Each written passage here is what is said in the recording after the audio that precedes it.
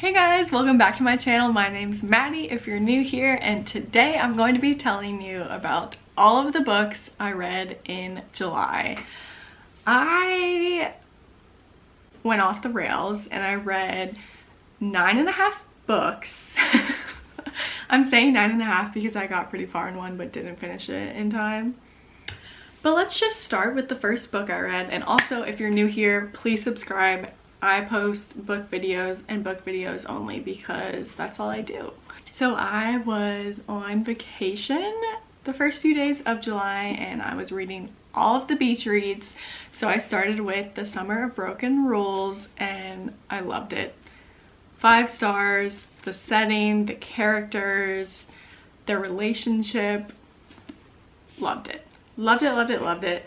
And then also I picked up The Honeymooners while I was at the beach by Christina Lauren. Another 5 stars. I would say I'm an easy rater, but lately I have been pretty harsh. However, I love these books for what they were. They were cute summer beach reads. I thought the writing was well done and I love them. I love love, so I love these cute little romances. Then I switched over to my Kindle for the middle of the month. I have the Kindle Paperwhite in the green color and I'm obsessed with it. Let me see what I read on Goodreads. I read Our Scorching Summer by Kels and Denise Stone on Kindle Unlimited, and I had really high expectations for this book, so maybe that's why it didn't really live up to those expectations, but I was having a really hard time getting through with this. I saw Heather McLary love this book, and Sarah Crowley I think gave it 4 stars. But I don't know, something was missing for me. Everything was there in a typical romance book that I would love, but it wasn't, I don't know. It just was, the writing didn't flow for me and I felt at times it was really slow, and I almost DNF'd this book, but I was filming another video for my YouTube channel, so I didn't want to DNF it. But it really put me in a slump because it took me quite some time to read this book. However, the writing style was good. It just, I don't know, the plot wasn't doing it for me. Maybe because I don't like friends to lovers. I kind of like enemies to lovers better. And this was, I would say, friends to lovers. So it was just frustrating. I'm like, just get together. Just get together. You're already friends. So that's my rant about that book. But I would definitely recommend it because I know other people love it.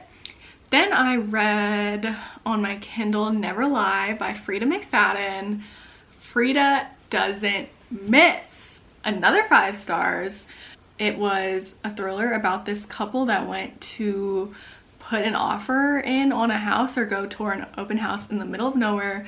They get snowed in. The real estate agent didn't show up and like spooky things start happening. You learn about the history of the house and nothing is as it seems. As it always is in Frida's books. I don't know if I like this one better or The Inmate. Never Lie and The Inmate by Frida McFadden are 2 of my favorite books by her. So go check them out. They're all on Kindle Unlimited. Then I read Done and Dusted by Lila Sage. Wow. My girl Lila, she convinced me that I do indeed like small town cowboy romances. I keep seeing everybody post about the Chestnut Spring series and nothing is calling me to read those books because I'm like, I don't really think I like cowboys. But after reading Done and Dusted, yes, I do like cowboys. This book was amazing. It was a quick, easy read. It was spicy, and they still had an amazing relationship. So definitely go check it out. I think the cover is so cute and I want this physical copy of the book so bad. Anything else she writes, I will be reading. And then I had a library book. I had out A Good Girl's Guide to Murder because I wanted to film a reading vlog for it, and I actually do have it up if you want to go check it out. And I was on track to give this book 5 stars, and then the author, like I explained in my other vlog, the author did something unforgivable, and so I had to rate it 4 stars instead of 5. But I read it in a day. It was very interesting. I didn't see the second plot twist coming. It was good. If you're in a slump, definitely always pick up a thriller. A thriller gets me back into reading. I would recommend this book. I think I put the second book in the series on hold at the library, so I'm definitely gonna read that when I get it. But nothing is, the first book There were no cliffhangers. It wrapped it up nicely, and then apparently the second book is a completely different crime they're trying to solve that has no relation to the first book, I think. So if you only want to read the first book, you totally can. And I heard the third book ruins the series for some people, so we'll see if I even get to the third one, if I even get to the second one. And then I have a podcast with my sister-in-law, Katie. I'll link it down below. But we announced we were going to be reading Yours Truly by Abby Jimenez, and then the last episode in July we're going to be talking about it with full spoilers. Basically, we both loved this book. This might be my favorite book I read all month. 5 stars. Abby Jimenez is quickly becoming one of my new favorite authors. There's nothing this woman cannot do.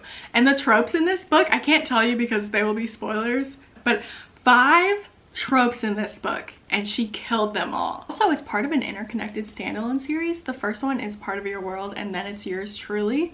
You don't have to read the first one to read this book. You definitely don't have to at all, but I loved both of the books. So if you want to see more of these characters, definitely read the first one too. Next, I had more library books. Okay, so I saw Kiara Lewis on booktok, our booktok queen. She could not stop talking about this movie. It's called My Fault. I think I watched it on Amazon Video, Prime Video. And so I was like, okay, I'll add it to my watch list for later. What I did not realize is it was a book first, because I was just randomly browsing my library's new releases on their website, and I saw this book and another one I have. And I was like, oh, I want to read a new release, and the synopsis sounded good. So I got it, and when I picked it up, I realized it says now a major motion picture. I realized it was that book that Kiara was talking about. So I wanted to read it even more so I could watch the movie. And, well, I guess I didn't really end up liking it. You don't have to read this to watch the movie, because honestly, the movie is better. The few parts that I did really love in this book were in the movie, so that was important for me to see that, because there were a lot of unnecessary parts in this book. I think I rated it 2.5 stars. It was originally on Wattpad first, so kudos to the author for getting it published. I always think that's so impressive, and I love Wattpad books. Y'all know I love the After series, so nothing against it.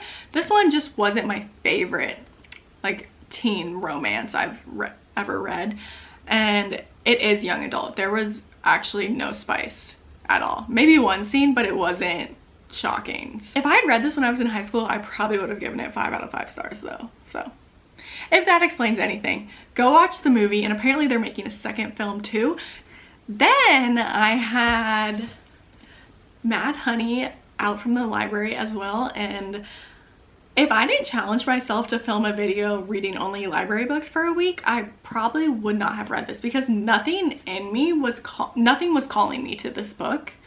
Also, that video will be up next week.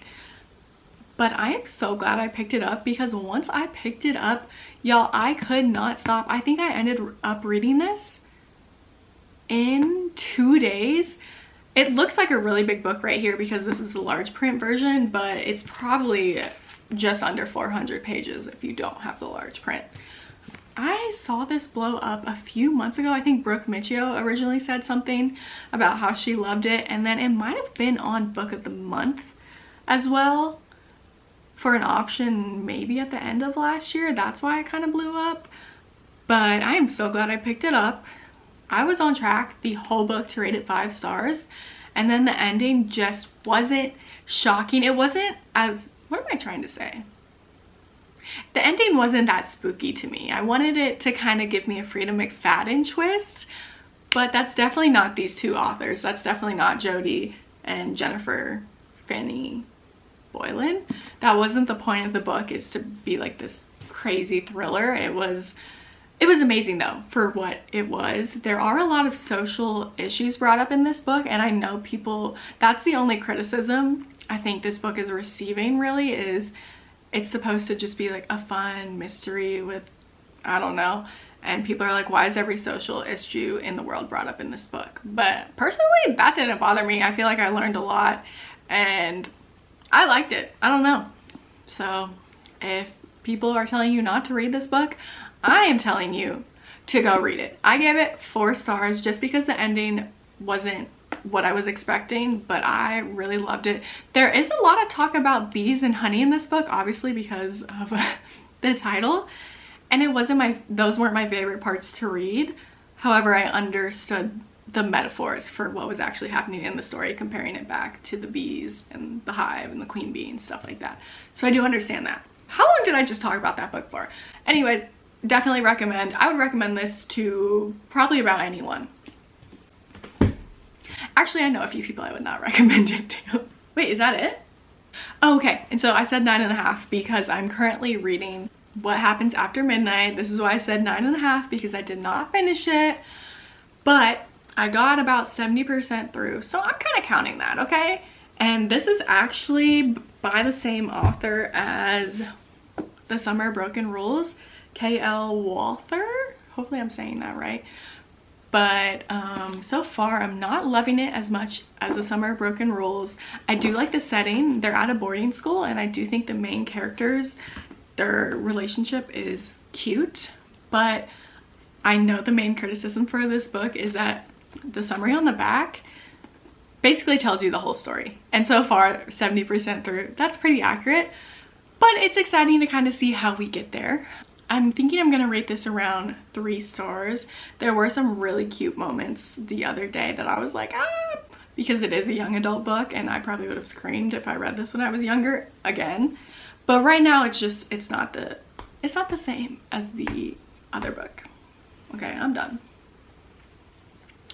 Thank you guys so much for watching. I love doing these videos, and I love watching other people's videos because I love adding books to my TBR.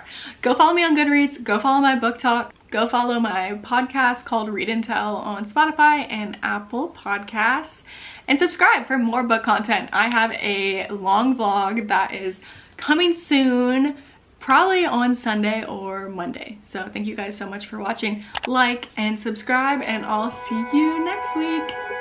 My friend nostalgia, I found you when I heard the sweet